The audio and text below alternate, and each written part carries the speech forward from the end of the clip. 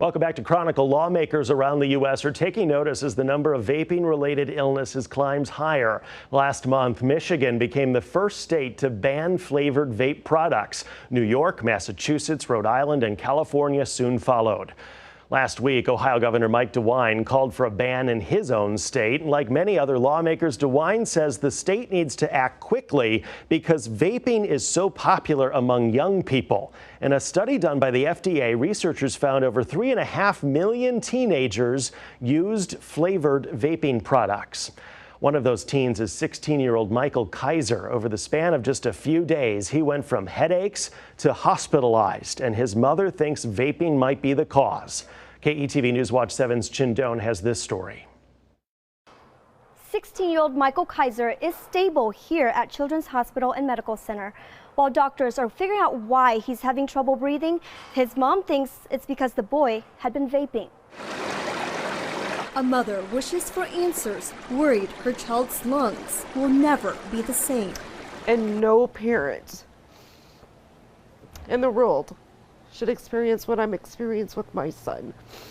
Sarah Kaiser's 16-year-old son, Michael, is breathing with the help of a machine at Children's Hospital and Medical Center. She thinks vaping turned the healthy wrestler into an ICU patient. The mom says she thought her child had quit after taking away his vaping products twice. And then last night, my other son and I spoke, and he told me he was still vaping and that he had been using the CBD oils as well as the THC.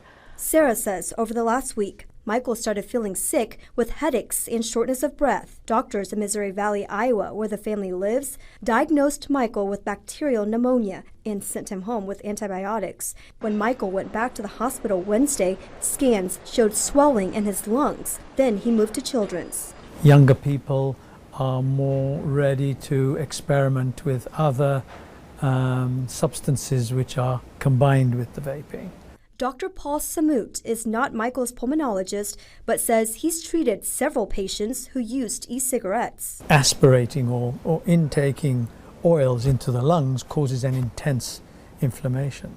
While Michael works toward recovery, his mom hopes to warn others and find out how the minor got vaping products. And I'm not saying my child's perfect. I'm not saying that by any means. But I ask for prayers. Health experts stress the importance of awareness and education. I have a link to resources in my story at KTV.com. In Omaha, Chin Doan, KETV News Watch 7. So out of respect for his privacy, Mom Sarah did not want us to share any photos of Michael. Doctors say it could be weeks before they confirm if his illness is, in fact, connected to vaping. Here to explain more about the potential impacts of vaping is Dr. Douglas Moore. Dr. Moore is a pulmonologist with CHI Health. Thanks for being here this morning, Dr. Moore. Thanks for having me. Let's start at the top here. So the story moves really quickly, right? Almost seems like the medical community was maybe caught off guard. Did you and your colleagues, when did you and your colleagues first start noticing this and having conversations about it? So I would say within about the last 6 weeks or so, really, this has taken off. Mm-hmm. And, you know, retrospectively now we're seeing some of these cases that potentially were, you know, misdiagnosed, if you will, or diagnosed as another etiology, and now we're seeing that perhaps these were in fact linked to vaping. Yeah, so there's some concern, obviously, in the medical community. Correct. Has that translated to patients? Are you hearing concern from them too? I would say yes. It is interesting, though. I think we're still seeing a lot of people in the community continue to vape despite this concern. Right. So I think, you know, the more education we can provide, the better. When these illnesses happen, there are some pretty clear signs, right? And I'm wondering what it looks like and how you spot it. Sure. So it's interesting you bring that up. I think some of the symptoms are actually more vague to begin with. So whether it's just general sort of malaise or not feeling well, fevers, things of that nature, cough, shortness of breath. So I think, you know, it can masquerade as potentially another illness. And so that's why it's all that more important for us to be conscientious about patients' history of smoking, vaping, et cetera. Yeah, and those other symptoms, right? I mean, for a lot of people who maybe don't access healthcare regularly, like if you just had a fever for a couple of days or you just had some headaches for a little while, you wouldn't necessarily go run to the doctor for that, right? And that, correct. And while that's happening, it's getting worse. And I mean, that presents a problem, right? If people aren't seeking treatment Correct. for that. Yep. And I think that although we're seeing more deaths in older males, it is a lot of younger folks that are getting diagnosed, and so age can be a double-edged sword there, both because your symptoms may be delayed in terms of when the severity onset happens, as well as maybe ignoring some of the symptoms that you're first experiencing. Yeah, vaping was, when it first came out, it was kind of billed as this safe alternative, right, to smoking. What do you tell people about that now? Yeah, I think we really don't know. I think it is very concerning because of the number of cases and how much it's skyrocketed in the last several weeks. And so I'd say that at the current time, it is not a safe alternative. Yeah. So you brought some before and after pictures here of lungs. Let's put those up on the screen for you this morning. This is a before image. Can you walk us through what we're seeing here? Sure. So basically, what we're seeing, this is called an axial cut through the chest, and basically at the level of the heart there, we're seeing basically diffuse ground glass and kind of opacified lungs, both sides there. This is more the middle and lower portion of the lung. So these are lungs belonging to somebody who doesn't vape regularly or has started vaping? So this was somebody actually that we had taken care of that had been vaping and was hospitalized, and we had cared for. Okay. Yep. And this is kind of more of the same there, more consolidation and in the bases of the lungs. Sure. And then we have some after images here as well. And so what is So now we're seeing basically resolution after cessation of vaping, as well as steroid therapy in this patient, and resolution of some of these findings. I think one thing to point out, we still don't know what the long-term consequences are, and also how frequency of use and things of that nature impact the course. So what we're looking at here is what a normal lung should look like. Essentially, right? yes. Can we yep. put up that before image one more time, just to draw the comparison here? And so that is a lung irritated by the Correct. effects of inflammation, vaping. yep, sloughing of tissue, et cetera. How long for that change to happen? In this case, it was just a few weeks from illness to resolution. In terms of normal lung to onset of the inflammatory changes, that's hard to say. Again, I think that's has been a little bit different tempo in different patients. Yeah, I know you touched on it a little bit, but once this happens to you, what's the treatment plan like when you get into the hospital for this? Thus far, obviously staying off products, resting the lungs. In some cases, patients have ended up in the intensive care unit on mechanical ventilation. Some patients have ended up on ECMO, or basically bypassing the lungs entirely to oxygenate the blood through a separate machine.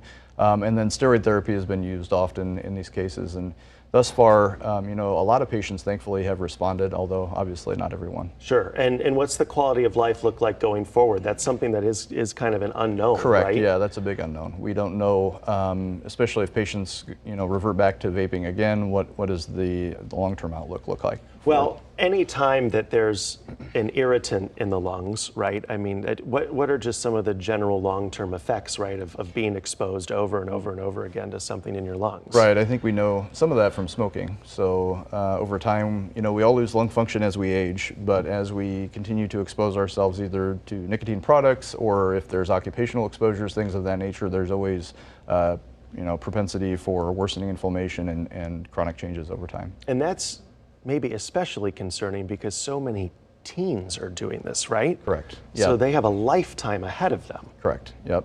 So really trying to make sure that we appropriately educate our teens that this isn't a safe alternative. This isn't something you should be doing because we really don't know what the long-term outlook is. Yeah, there's been a lot of conversation about THC as part of this vaping crisis, and a lot of people maybe think that is the culprit in all of this. What's your take on that? So, we know anecdotally, as well as from the data that's been published thus far, that one of the biggest studies or cohorts that was looked at initially and published in New England Journal was out of Wisconsin and Illinois. And the vast majority of those patients actually had used THC-containing products, as well as some with nicotine. I think that because of the concern for this vitamin E acetate and cutting the THC products and that oil that can be lending to what we're seeing here, but we really don't know. And obviously, there's cases in folks that have just nicotine exposure that have had bad outcomes as well. So some of the THC vapes actually contain vitamin E oil, right? Correct. And that is something that there hasn't been a lot of studies done on what it does when you inhale that. But when you think about it, vitamin E oil, that's really not something that you should be inhaling into your lungs. Correct. Yeah, and there's a lot of discussion still. Is it solely vitamin E, or is it these potentially new chemical products that are generated with combustion through heating the oils or heating the different flavorings and things like that? And we really don't know right now. As far as black market THC vapes versus vapes you buy in the store, I mean, is there a determination on that? Yeah, I think more to come. Obviously, initially, folks were pointing the finger more at adding adulterants, post-marketing or black market products and things of that nature. But obviously, there's been cases also in folks that have used sealed products that are regulated and also have poor outcomes. Well, Dr. Moore, thanks for your expertise here this morning. I think there's going to be a lot more studies done on vaping and its effects. Absolutely. Thanks.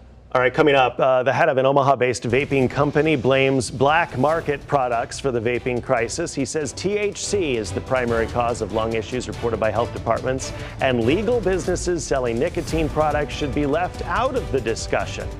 You're watching KETV News Watch 7's Chronicle. All right, as health officials continue to connect the dots between vaping and respiratory illness, vaping shops are feeling pressure. Alomas is a brand that started in Omaha, and it grew to be one of the largest vape product manufacturers in the United States. The owner says drug dealers are responsible for the epidemic, not legal businesses. KETV News Watch 7's Sarah Feely has that story. Vaping industry really got popular approximately 10 years ago. That's when Sam Salime started his Omaha-based business, Alomas. He says to offer people a safer smoking alternative. Salime's stores manufacture FDA-regulated vape products for e-cigarettes. Customers must show ID to buy them. He says others don't. The technology of vaping has been used by different industries with illicit substances that we believe is driving all these issues. Salime says his vape juice uses water-based chemicals and nicotine if the user chooses. He says a thickening agent in black market THC is responsible for the lung issues health departments are warning about. Vitamin E acetate, which is an oil.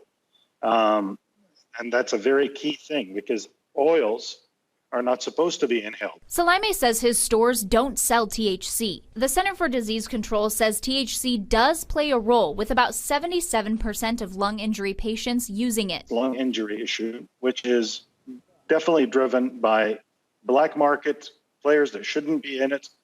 This is a drug problem. Now Douglas County reports its first vaping-related death since it began asking healthcare providers in August. Doctors say there are 11 confirmed cases with 2 more under investigation. Some of the cases have had characteristics of oil-based injuries, but it's basically a foreign substance in your lung, and your lung reacts to that. That's enough for doctors to caution you against vaping. Our cases reflect what they're seeing nationally, and yes, most of them have reported THC, but not all. Some of the cases have reported not using any. Sarah Feely reporting there. Salime says he's had to close stores because consumers are afraid to vape. The CDC wants anyone who uses e-cigarettes or vaping products to stop now, particularly if those products contain THC. If you notice any symptoms like shortness of breath, chest pain, nausea, or fever, and you are a vapor, you need to get to a doctor right away. CDC says some patients show symptoms over a few days and others over a few weeks. If you missed any part of the show or you want to watch it again, check online at KETV.com or just go to the homepage, click on the menu button, and look for Chronicle. I'm David Earl. Thanks for watching, and we'll see you back here next Sunday morning for KETV News Watch 7's Chronicle.